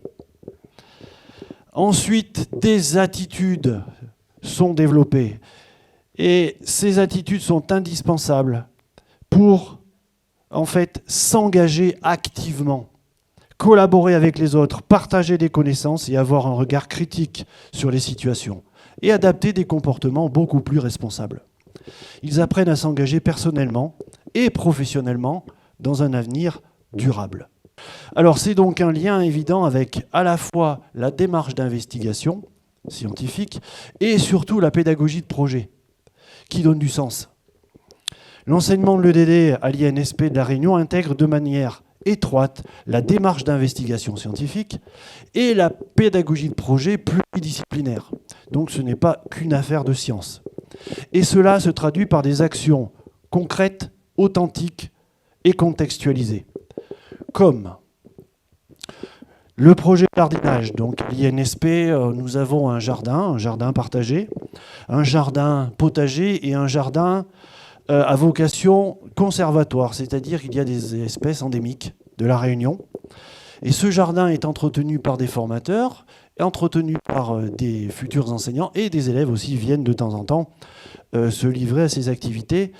Et le but étant de cultiver, de comprendre les cycles naturels et ainsi aussi d'avoir des techniques beaucoup plus respectueuses de l'environnement. Alors, d'autres activités, comme par exemple sur la gestion des déchets où en fait les déchets de la cantine de l'INSP, les déchets compostables, sont remis dans le jardin, dans un banana circle, c'est-à-dire un composteur naturel, un trou dans lequel on met tous les déchets et tout autour vont pousser des bananes, des bananiers, des patates douces, etc. Et le cycle vertueux. Donc des projets aussi à la fois sur l'eau, sur l'air, et aussi sur des enjeux un petit peu plus anxiogènes comme les risques majeurs, puisque la Réunion est confrontée à pratiquement tous les risques majeurs qui existent, sauf le risque avalanche. Donc tous les autres, nous y sommes exposés. Donc être exposé à un risque majeur, c'est déjà, ce qui est capital, c'est déjà le connaître. Et quand on connaît, la résilience est quelquefois plus facile. Et une deuxième perspective, là, est plutôt autour des sciences participatives. Donc la Réunion est un hotspot de la biodiversité. Et hotspot veut dire que la biodiversité est riche, mais surtout elle est en danger, elle est menacée. Et comme elle est menacée, certaines structures, certains organismes et certains scientifiques se sont accaparés de la chose et permettent aux enseignants d'aller collaborer avec ces structures. Donc par exemple, là vous avez un lâcher de tortues, tortue marine, tortue verte ou tortue kawan. Et en fait, il y a tout un travail là-dessus, se poser la question, mais pourquoi on lâche des tortues? Qu'est-ce qu'elles ont eu? Elles ont été blessées, elles ont ingéré des plastiques, d'où ça vient, etc. Qui le fait? Et surtout, après, ces tortues, une fois qu'elles sont lâchées, où vont-elles? Donc en fait, ces tortues, elles ont des balises GPS, et ensuite, après, avec les élèves, on peut suivre le parcours de la tortue kawan. Alors là, je ne sais plus comment elle s'appelle, celle-ci. On s'aperçoit que la tortue kawan part de l'île de la Réunion et remonte à la mer Rouge, reste plusieurs années là-bas, et puis revient. Idem pour les baleines à bosse qui commencent à arriver à la Réunion. Alors là, baliser une baleine à bosse, c'est un peu plus compliqué, mais... Donc voilà, et puis sur des espèces qui sont en voie de disparition, comme par exemple au-dessus, on ne voit pas très bien, c'est des pétrels de Barreau. Les pétrels noirs sont des oiseaux marins qui nichent sous le piton des neiges et qui malheureusement nichent là, mais seulement après, les oisillons, quand ils sont aptes à prendre leur envol, partent en direction de la mer, sauf qu'ils sont légèrement trompés par tous les éclairages artificiels humains. Et au lieu d'aller en mer, ils s'écrasent sur Terre. Et comme ce sont des oiseaux marins avec des longues ailes mais des petites pattes, ils n'arrivent plus à décoller. Donc il y a tout un protocole pour ramasser ces oiseaux et leur permettre de repartir en mer. Des projets concrets, des projets qui ont du sens, qui permettent à nos enseignants de voir tous les enjeux du développement durable et surtout de pouvoir après les reproduire en classe. Donc on voit bien que là ça permet de travailler sur des compétences transversales puisqu'on ne va pas faire que des sciences, on va parler d'histoire, on va parler de géographie, on va aussi communiquer peut-être pas forcément en français mais en créole, en français, en anglais, etc. Et vraiment, l'idée là, dans ces projets-là, dans cette pédagogie de projet, c'est vraiment mettre l'accent sur l'interdisciplinarité et l'apprentissage par l'action. Ça va exactement dans le même sens que ce que mon collègue de la main à la pâte a dit. C'est en agissant que l'on finit par s'engager et finir par intégrer un certain nombre de choses. Alors, on ne m'a pas encore averti, mais figurez-vous que ça va être la conclusion pour moi. Donc, je suis convaincu que grâce à l'engagement de ces enseignants, l'engagement commun, à ces principes directeurs, nous pouvons contribuer de manière significative dans nos missions de formateurs et d'éducateurs à la construction d'un monde plus respectueux de l'environnement et plus solidaire. Je vous remercie. Merci beaucoup. Voilà, alors juste avant de passer à la discussion, quelques éléments. Pardon, vous m'entendez pas. Je suis vraiment pas une professionnelle du micro. Bon, excusez-moi.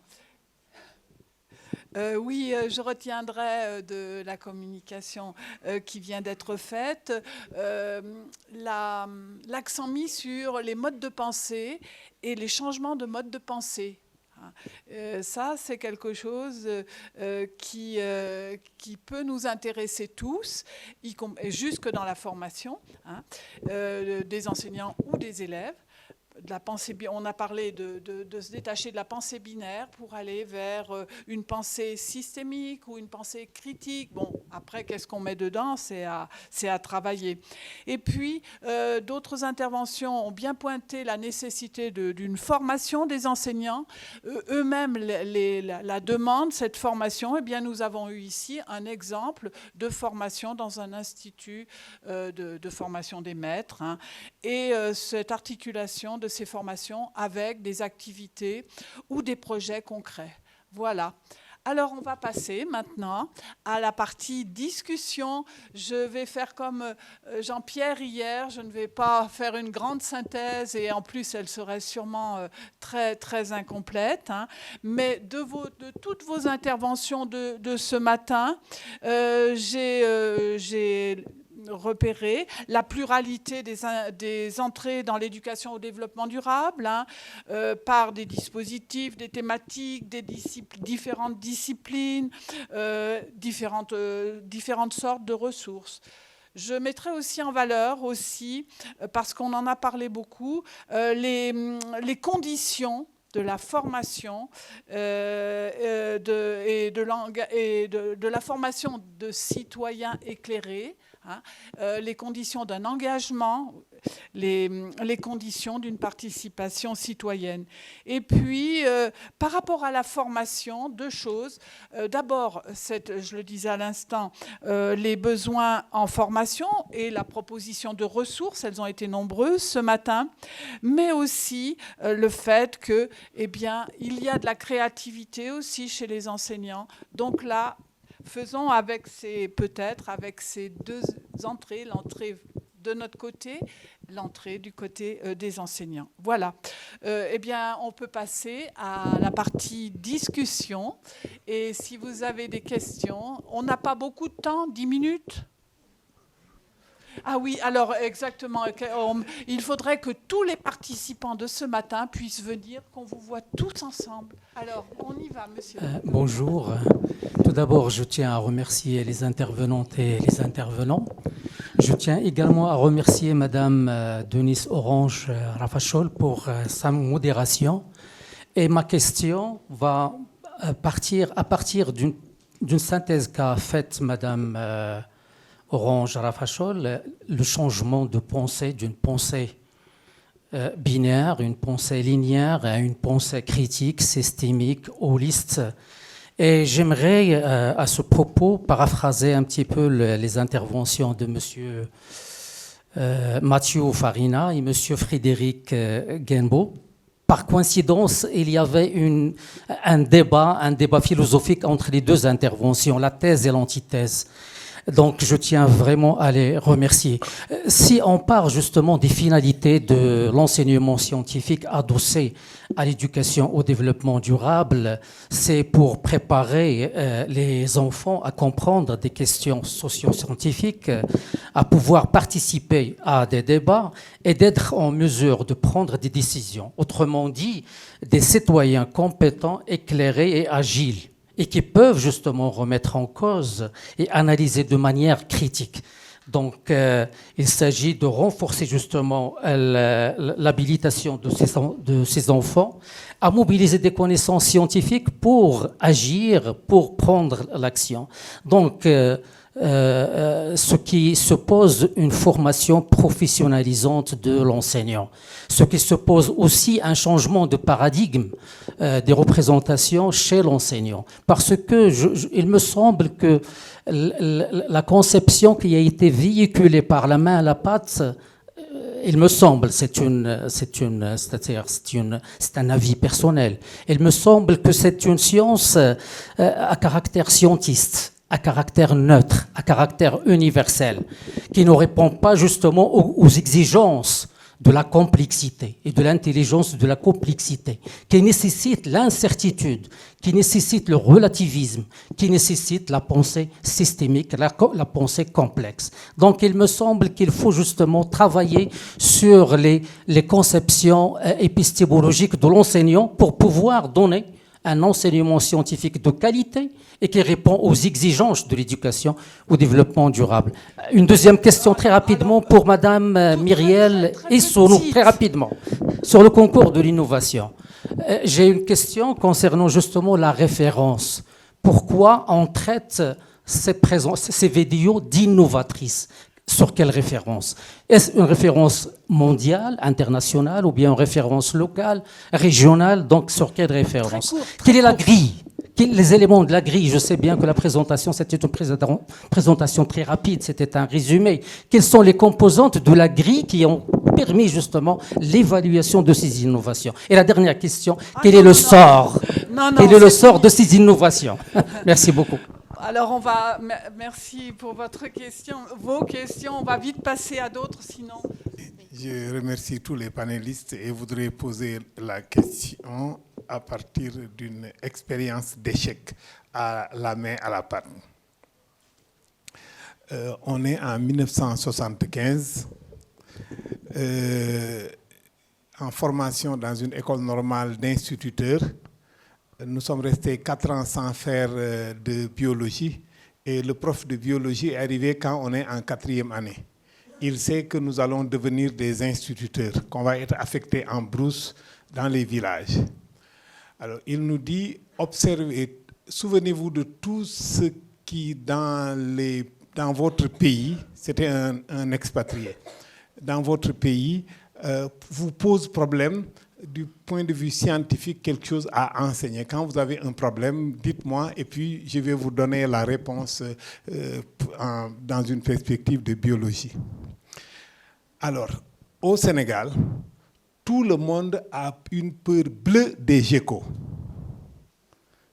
Je ne sais pas si vous savez ce que c'est que les geckos. Sorte de lézard qui vit dans les maisons et qui nettoie très bien les maisons, mange les moustiques, sont très utiles. Mais tout le monde en a une peur bleue. Mon épouse n'ose même pas prononcer le nom. Elle me dit, la chose est là-bas. Et en tremblant, la chose est là-bas.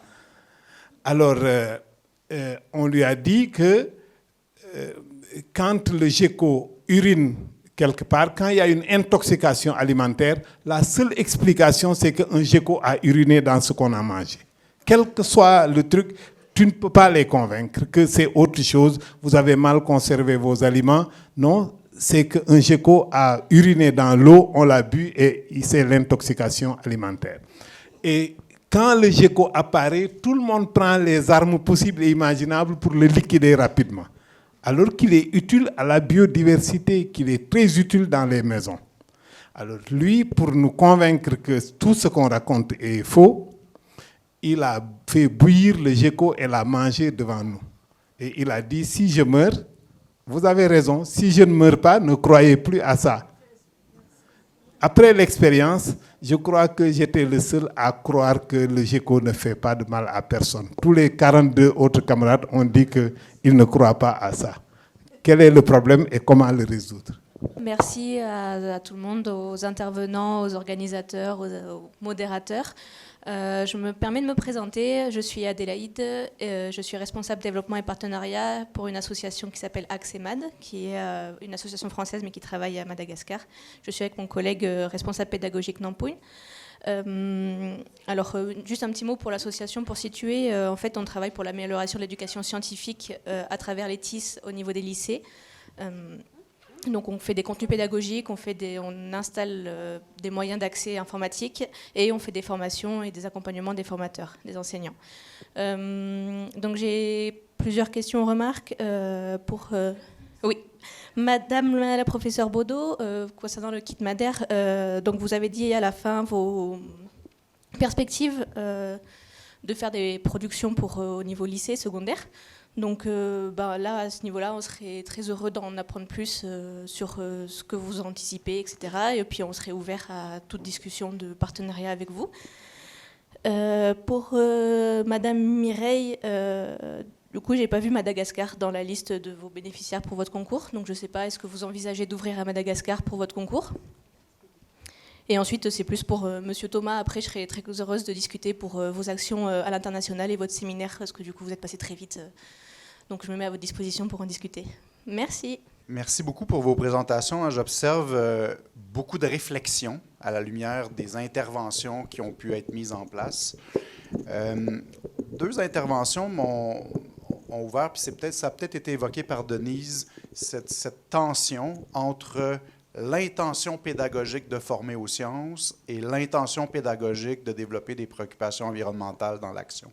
Et je pense que, et c'est un commentaire, et peut-être que ma question vous amènera des réflexions ou des commentaires de votre part au panel, mais j'ai l'impression que ces deux interventions-là, dans la rédaction de nouveaux programmes et dans la mise en place de différentes actions environnementales, doivent être bien clarifiées dès le départ. Est-ce qu'on veut former des élèves à de meilleures aptitudes, attitudes, savoir-faire et connaissances scientifiques, ou si l'intention finale, elle est double ou simple, est-elle plutôt orientée sur la connaissance, les savoir-faire, les attitudes à l'égard des préoccupations environnementales? Et je pense que ces intentions pédagogiques-là vont éventuellement mieux clarifier potentiellement l'action, et pour les collègues qui travaillent sur le curriculum, les programmes d'études, méritent d'être posées notamment également. Merci. Merci. Au fait, je vais juste faire le relais parce qu'on est dans le thème des outils pour la formation des enseignants et pour les pratiques enseignantes. En rajoute de ce que j'ai présenté hier en termes de promotion de l'éducation au développement durable dans le curriculum, il y a une direction qui est en charge justement du développement de ces outils-là, qui souhaite énumérer en quelques mots les réalisations humaines en termes d'outils relatifs au développement durable, à part le kit Madder qui a été bien présenté tout à l'heure, si vous permettez. Merci. Nous allons parler de l'intégration de l'EDD via l'utilisation d'outils didactiques et pédagogiques dans Madagascar. Tout à l'heure, notre collègue, ils nous ont parlé d'un kit Madder qui est présenté derrière. Et j'aimerais vous inviter durant la pause déjeuner ou bien de pause café de voir la réalisation, la production des planches pédagogiques, des outils comme les clés, porte-clés et d'autres outils et matériels didactiques pédagogiques. Je passe la parole à Audelan pour résumer les tableaux chiffrés des réalisations sur l'intégration de l'éducation au développement durable dans le ministère. Merci, Madame le Directeur. Je vais essayer de faire vite. Je comprends bien combien... Voilà, merci. Oui. On va prendre notre objectif. Puis une dernière intervention. D'accord. Notre objectif, c'est de partager à vous, la communauté scientifique, donc toutes les expériences, surtout les difficultés que nous avons rencontrées sur le terrain, en disséminant les outils didactiques et pédagogiques intégrant l'éducation au développement durable. Et donc, histoire donc de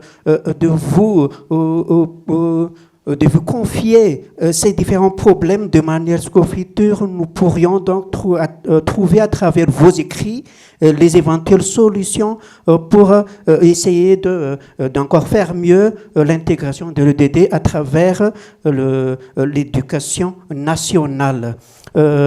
En passant par des stratégies comme le renforcement des compétences des enseignants et des différents agents du ministère en cascade, nous avons disséminé les outils qui sont déjà appropriés, intégrant l'éducation au développement durable. Et puis on a fait de passation technique aux enseignants.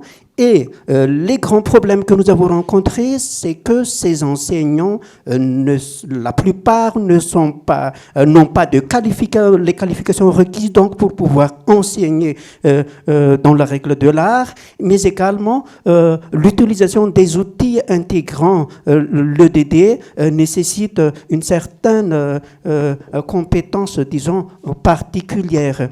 Au total, nous avons touché 400 établissements, 1166 enseignants et 60 000 apprenants environ. Les outils sont actuellement déjà disséminés aux établissements environnant les 2 sites protégés de site patrimoine mondial de l'UNESCO, Andoyel et Marziezi. Et ces outils que vous pouvez voir donc dans la salle d'attente tout à l'heure sont déjà entre les mains des enseignants. Donc nous voudrions donc solliciter la communauté scientifique à intervenir, à essayer de mener des recherches sur la manière dont on pourrait améliorer et exploiter encore, renforcer les compétences des acteurs du terrain, donc dans l'utilisation des dits outils pédagogiques et didactiques intégrant l'éducation et le développement durable. Merci. Randiana Soupol, coordonnateur du comité ETT au niveau du ministère de l'Éducation nationale, c'est-à-dire ce comité présidé par Madame le secrétaire général et coordonné par moi-même et nous assure la coordination de l'intégration de l'ETT dans les systèmes éducatifs à Madagascar. Mes collègues ont déjà avancé qu'on a déjà allé assez loin dans l'intégration de l'ETT dans le système éducatif à Madagascar. Mais comme vient de dire M. Audelon, il faut former les enseignants pour l'exploitation des programmes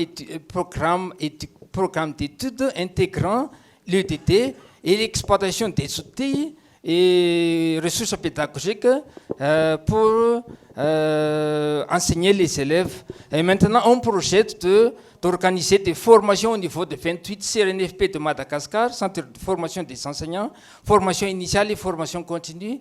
Et on cherche des partenaires maintenant pour assurer cette activité parce que sans formation, tout ce qu'on vient de faire, l'intégration dans les programmes, l'élaboration et conception des outils pédagogiques reste un rêve si les enseignants ne sont pas capables de les utiliser, les exploiter afin de disséminer auprès des élèves. Merci. Pour donner des éléments de réponse. S'il vous plaît, faites court et voilà. D'accord. Alors, voilà. Je vais commencer avec la question du collègue du Maroc sur pourquoi traiter ces vidéos d'innovation et quelles sont les composantes de la grille d'évaluation. En même temps, je réponds aussi à la question de la dame sur pourquoi l'absence de Madagascar. Alors, comme je le disais tout à l'heure, le concours Mon Innovation Pédagogique s'est d'abord déroulé de 2019 à 2023 à l'échelle nationale. Ensuite, nous avons décidé de l'ouvrir à l'échelle internationale. Nous avons fait un appel à participation qui a d'ailleurs été relayé sur la plateforme de l'AUF pour inviter les pays à participer. Et donc, en 2023, nous avons eu 4 pays qui se sont engagés, à savoir le Gabon, le Cameroun, la Tunisie et l'Algérie. Cette année encore, l'appel a été relayé sur la plateforme de l'AUF. Et là, nous avons au total 7 pays. Donc, aux 4 précédents se sont ajoutés le Burkina Faso, le Togo et le Bénin. Donc c'est ouvert et j'ai d'ailleurs même contacté une collègue de Madagascar pour lui parler du concours, mais bon après peut-être que la mise en œuvre n'a pas suivi parce qu'il faut un représentant. C'est pas des gens qui peuvent juste envoyer des vidéos. Il faut qu'on ait un intervenant, plutôt un référent par pays et c'est ce pays et c'est ce référent qui va coordonner le concours à l'échelle nationale. Alors, on parle d'innovation pédagogique ici. Donc, il s'agit d'innovation parce que c'est d'abord des outils qui sont le fruit d'une création intellectuelle, personnelle de la part des participants. Ce sont donc des outils. Et puisque, à travers ces créations, les participants proposent des stratégies, proposent des pistes pédagogiques et didactiques pour voir comment enseigner autrement. Et puis, le plus ici, c'est qu'à travers ces propositions, ils essaient d'intégrer les ODD. Je l'ai dit l'année dernière, c'était les ODD 4 et 9. Cette année, nous avons ouvert sur les ODD 10, 11, Et le thème, c'est vers une société inclusive, transformer l'éducation avec l'intelligence artificielle. Je disais qu'on recevait encore des vidéos et jusqu'au 30 juin. Et la finale aura lieu cette année à Libreville au Gabon. Alors, ce qu'il faut aussi ajouter, c'est qu'au niveau de la grille d'évaluation, le concours se déroule, on peut dire, en deux grandes étapes. Il y a une partie où c'est une organisation nationale. Donc, chaque pays organise de manière individuelle le concours dans son pays. On se retrouve, on a des réunions mensuelles sur Zoom. Et il y a 4 types de sélection. Donc, quand on va arrêter le 30 juin, on va procéder le 2 juillet à la première sélection nationale. Donc, à ce moment-là, le jury national qui est composé par l'association ou l'institution qui représente le pays organise le jury et puis va sélectionner 10 vidéos. Par exemple, l'année dernière, la Tunisie a proposé 20 vidéos. Eh bien, il fallait faire le tri de 10 vidéos et ces 10 vidéos passaient ensuite au vote du public. Ça, c'est le vote qui est vraiment très prisé parce que c'est un vote qui se fait en ligne. On envoie donc un lien par Google Form et puis on poste les 10 vidéos qui ont été sélectionnées par le jury national sur des critères qui sont le respect du thème, qui sont le respect du temps. On a dit c'est 120 secondes, c'est pas de raconter sa vie, parce qu'on veut en même temps aussi évaluer la précision, la concision. Sur la qualité de la vidéo, on regarde le son, l'image, la diction, et puis sur l'originalité de la vidéo. Et enfin, il y a une 3e sélection. Donc après le vote du public, il y a 5 vidéos qui passent, qui sont choisies, et ces 5 vidéos vont encore être sélectionnées par le jury national afin qu'on envoie maintenant les 2 finalistes, parce que chaque pays dégage 2 finalistes qui vont à la finale en novembre de chaque année. Et à la finale, il y a un vote du jury international qui est cette fois-ci encore composé d'experts dans le domaine. Donc voilà un peu ce que je voulais dire sur le concours. Pour nous, c'est un laboratoire d'innovation pédagogique, ce concours-là, parce que vous voyez qu'à travers les vidéos qui ont été produites, on a non seulement pu extraire des vidéos dans le domaine des sciences, donc on peut faire beaucoup d'autres choses là-dessus. Je vous remercie. Je vais répondre, pour aller vite, une seule réponse pour 2 questions. Je remercie les collègues qui